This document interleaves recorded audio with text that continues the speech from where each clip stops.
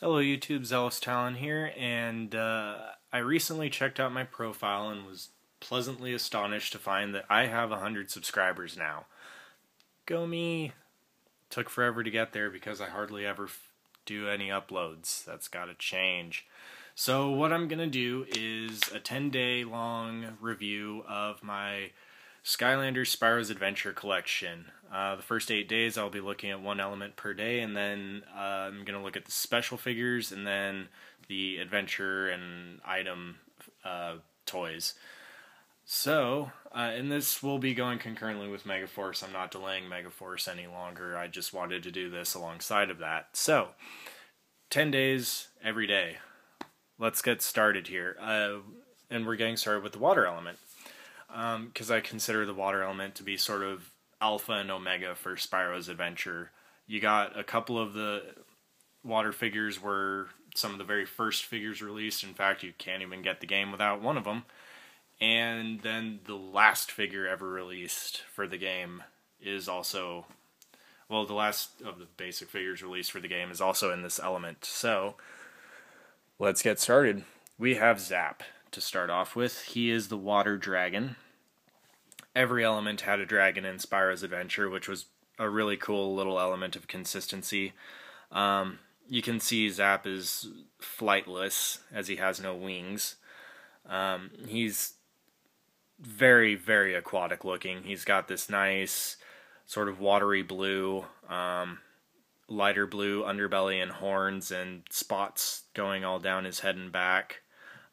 Bright orange eyes for just some brilliant contrast. His teeth and inside of his mouth are painted.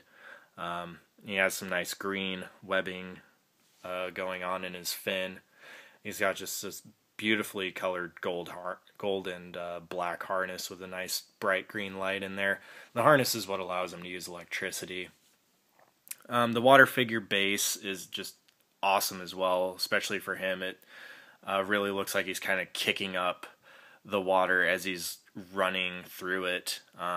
All the water figures have a differently sculpted base as opposed to like the magic or tech or undead figures, so that's really, really neat. Another thing I really love about Zapp is he's got this very smooth skin detailing. I mean, it's not perfectly smooth. There's still some texture in there. He actually has, if you can look underneath, he's got a plated underbelly. And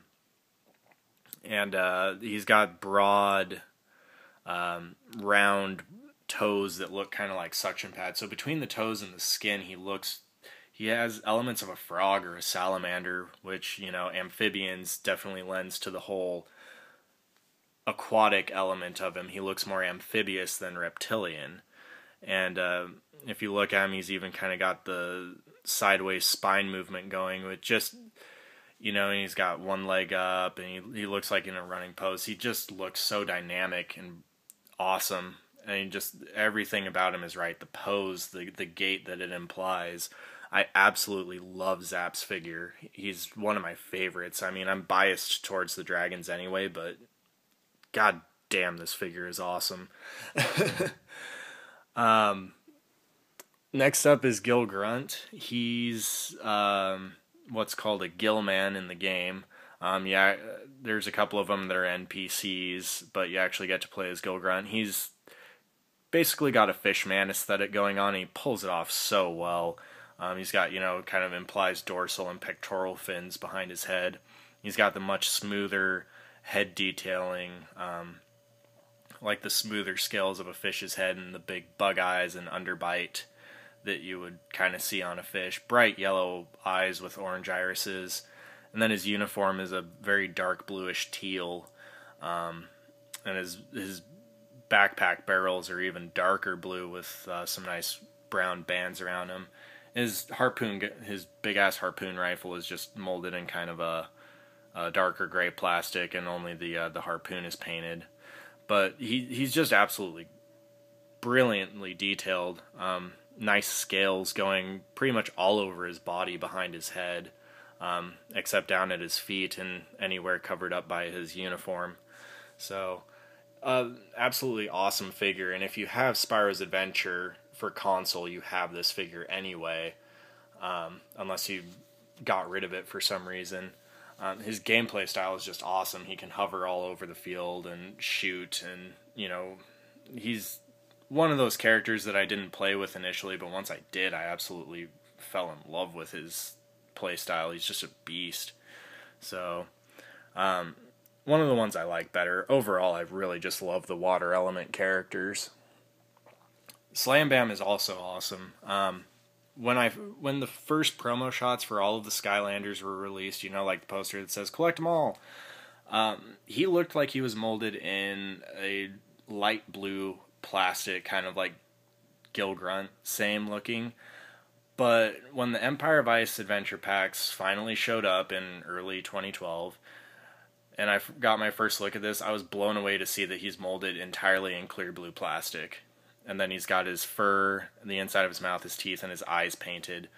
And I think it looks amazing. I absolutely love that he's done in a clear blue, because each of the water characters, like Gill Grunt and Whamshell, are a little bit more water implied, whereas Zap is more electric, and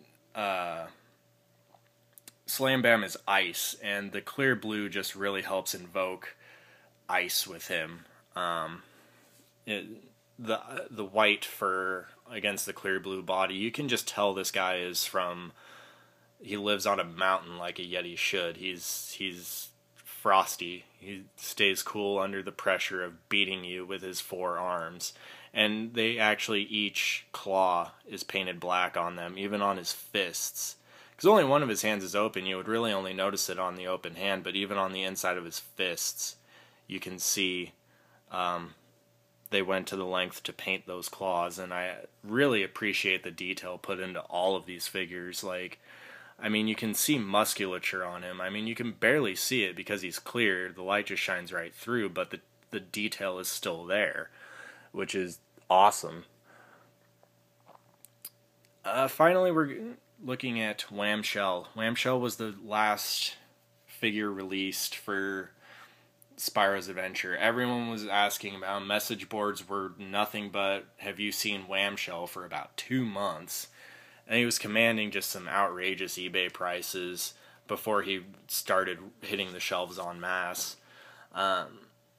He was worth the wait, though. He looks absolutely brilliant. Kitty.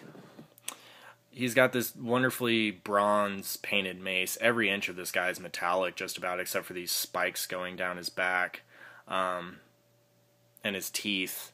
But his mace and his outlining and his belly are all just this nice bronze, and then the rest of his body is a deep, dark copper. Even his eyes are a metallic blue. It's just very, very awesome. And he stands out so well against the other water characters because he's the only one that's not primarily blue. He's red. He's like reddish for the most part. So he looks a little bit different, but I mean, just he's got that just spot on crustacean styling with the plating and the fold over back. His back looks very much like a crab. So I really do appreciate the detail to this figure, and really all of them. So, setting that aside, yeah, overall, I absolutely love Skylanders. The game is just really fun to play. The figures are a blast to collect, even though they're $10 a piece.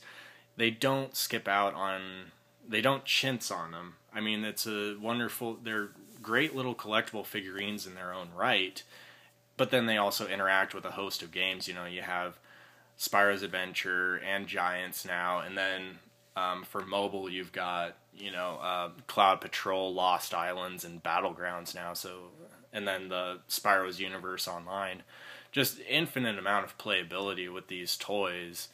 And then the fact that the chips store the stats and the levels is just awesome. So there's really almost no reason to pick these up if you're into video games or figurine collecting. So, this has been Zealous Talon with a special look at my Water Skylanders. Thank you to my 100 subscribers, and please stay tuned.